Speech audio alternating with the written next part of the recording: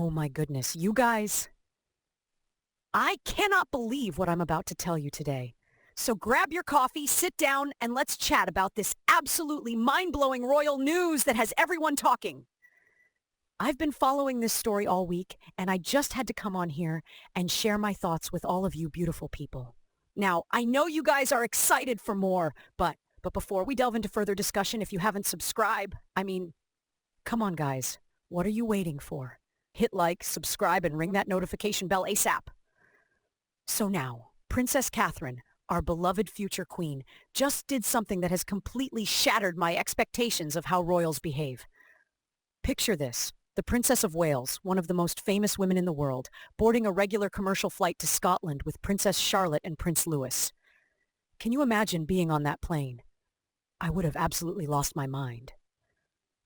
So there she was, this incredibly elegant woman who we usually see in designer outfits at formal events, simply taking an economy flight to Scotland with her two youngest children. They were heading to Balmoral Castle, that gorgeous summer retreat in the Scottish Highlands where the royal family gathers. It's where they were planning to reunite with King Charles and other senior royals. Now let's just pause for a second and think about this. She could have easily taken a private jet or helicopter. She's literally royalty.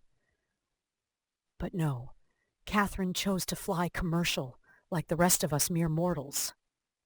I'm sitting here thinking about my last flight where I was stressed about overhead bin space, and meanwhile, the future Queen of England is just casually 2 rows ahead of some lucky passengers. According to someone who was on that flight, Catherine was spotted wearing a green skirt and jacket with sunglasses when they landed at Inverness Airport. She was holding Charlotte's hand as they walked across the tarmac. And get this, Princess Charlotte was carrying a cute pink overnight bag, while little Prince Louis followed behind with his bright blue backpack, just like any normal family heading off on vacation. You guys, I can't even deal with how adorable this is. The normality of it all just hits different when we're talking about royals. But here's what really got me. During the flight, Catherine actually got up to retrieve Princess Charlotte's iPad. Is that not the most relatable mom moment ever? The passenger who shared this story mentioned how hands-on and attentive she was, just like any other mom traveling with her kids. This is exactly why people love her so much. She might be royal, but she's a mother first and foremost. Now, Balmoral isn't just any vacation spot for the royals. It's a place that carries enormous emotional significance, especially for the royal family. It's where they can escape from London and all those constitutional responsibilities. It's where they can just be a family. I've been thinking about this all day, how Catherine manages to balance her royal duties with being such a hands-on mom. Remember when she once joked that her children keep her hands so full that she doesn't even have room to hold a cup of tea? That's the kind of relatable comment that makes us all nod and say, "Same girl, same!" Even though our lives couldn't be more different. But let's talk about why this trip to Balmoral is so significant right now. The royal family has been through so much lately, and this retreat to their beloved Scottish estate is clearly about reconnecting and finding peace away from the public eye. I think we all understand that need to escape sometimes, don't we? At Balmoral, the children can enjoy simple pleasures like exploring the countryside, going on nature walks, hiking through forests, and having picnics surrounded by wildlife. It's giving me major nostalgic summer vacation vibes, and I am here for it. Those kids are making memories that will last a lifetime, just like their father did in that same place years ago. Now, I have to tell you about something else that caught my attention recently. During the French state visit to the UK, Catherine had this adorable moment that just melted my heart. While they were looking at a portrait of young King Louis XIV, she smiled and said, "I should know." It was a sweet nod to her youngest son, Prince Louis, who apparently bears a striking resemblance to the boy king in the painting. How cute is that? A little royal doppelganger situation. Speaking of Prince Louis, that child is an absolute mood.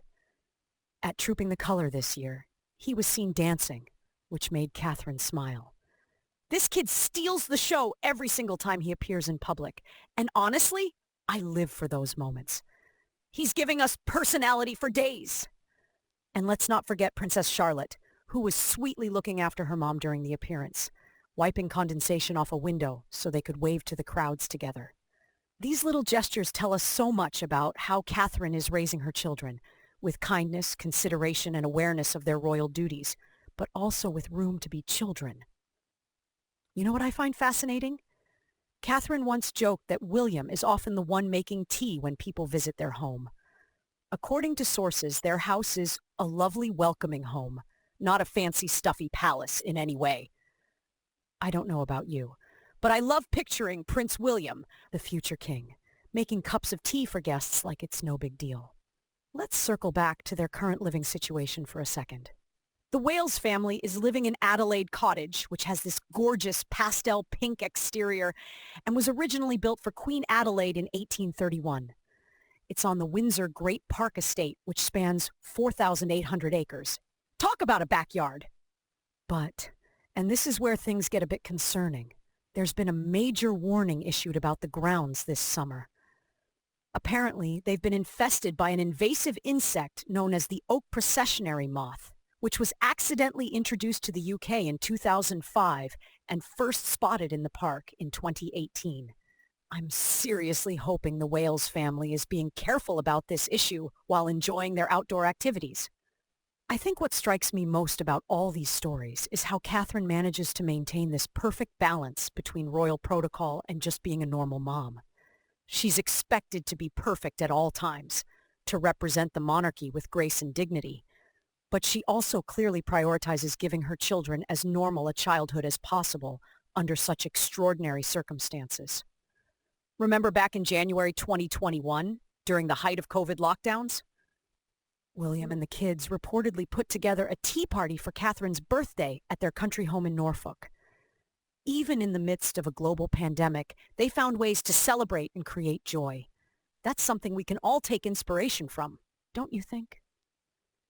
I've been following the royal family for years, and I have to say, Catherine continues to impress me with her authenticity.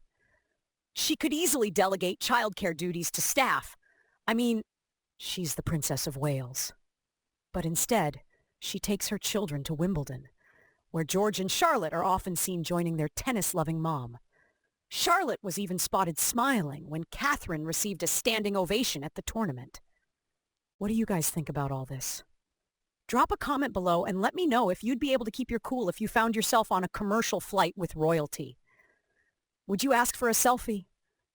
I'd be too nervous. Before I wrap up today's video, I just want to say how refreshing it is to see someone in such a privileged position making these kinds of choices. Flying commercial instead of private, being hands-on with her children, creating those special family moments away from the spotlight. These are the decisions that humanize the monarchy and help them stay relevant in our modern world. I think we're all rooting for Catherine and her family, especially after everything they've been through. And these little glimpses into their more normal moments help us connect with them on a human level, beyond all the tiaras and protocols and royal duties. That's all from me today, my friends. If you enjoyed this royal tea, don't forget to hit that subscribe button and the notification bell so you never miss my updates. I'll be back soon with more juicy stories from the royal world and beyond. Until next time, stay fabulous. Ta-ta! And bye for now.